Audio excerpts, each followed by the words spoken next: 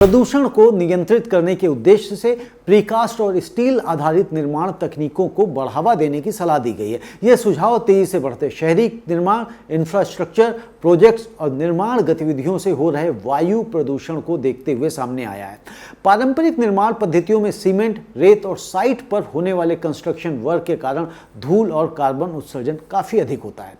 इसके विपरीत प्रीकास्ट और स्टील कंस्ट्रक्शन में फैक्ट्री आधारित निर्माण होता है, जिससे निर्माण स्थल पर प्रदूषण काफी हद तक कम किया जा सकता है। किसानों पर इसका प्रत्यक्ष प्रभाव सीमित है, लेकिन बेहतर शहरी पर्यावरण और कम प्रदूषण लंबी अवधि में ग्रामीण क्षेत्रों तक सकारात्मक असर डाल सकता है।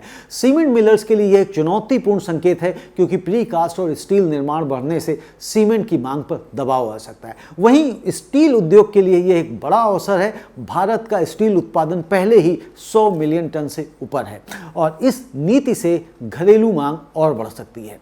एक्सपोर्टर्स के लिए प्रीकास्ट एलिमेंट्स और स्टील स्ट्रक्चर जैसे वैल्यू एडेड प्रोडक्ट्स में निर्यात अवसर खुल सकते हैं। एमएसएमई सेक्टर के लिए प्रीकास्ट यूनिट, स्टील फैब्रिकेशन और सप्लाई चेन से जुड़ी हुई नई व्यावसायिक संभावनाएं तैयार हो सकती हैं। कुल मिलाकर निर्माण क्षेत्र में इस बदलाव से औद्योगिक उत्पादन और निर्यात पोर्टफोलियो दोनों में डाइवर्सिफिकेशन आ सकता है। लेकिन इसके रिस्क क्या हैं? इसके रिस्क हैं प्रीकास्ट और स्टील निर्माण की शुरुआती लागत पारंपरिक निर्माण की तुलना में अधिक हो सकती है, जिससे छोटे बिल्डर्स हिचकिचा सकते हैं। लेकिन अवसर यह है कि लंबी अवधि में तेज निर्माण, कम वेस्टेज और कम प्रदूषण से कुल लागत कम हो सकती है। यदि सरकार प्रीकास्ट और स्टील आधारित निर्माण के लिए टैक्स इंसेंटिव्स, सस्ती फाइनेंसिंग और स्टैंडर्ड गाइडलाइंस प्रदान करे ताकि इस तकनीक को तेजी से अपनाया जा सके। मैं समझता हूं प्रदूषण कम करने के लिए प्रीकास्ट और स्टील निर्माण को बढ़ावा देना एक दूरदर्शी और व्यवहारिक कदम है।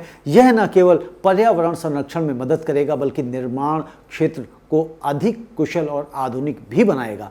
हालांकि चुनौती यह रहेगी कि नीतियां कागजों तक सीमित न रहें और जमीनी स्तर पर छोटे बिल्डर्स और एमएसएमई तक इसका लाभ पहुंचे। सरकार को चाहिए कि स्किल डेवलपमेंट, टेक्नोलॉजी ट्रांसफर और वित्तीय सहायता के जरिए इस बदलाव को समावेशी बनाया जाए।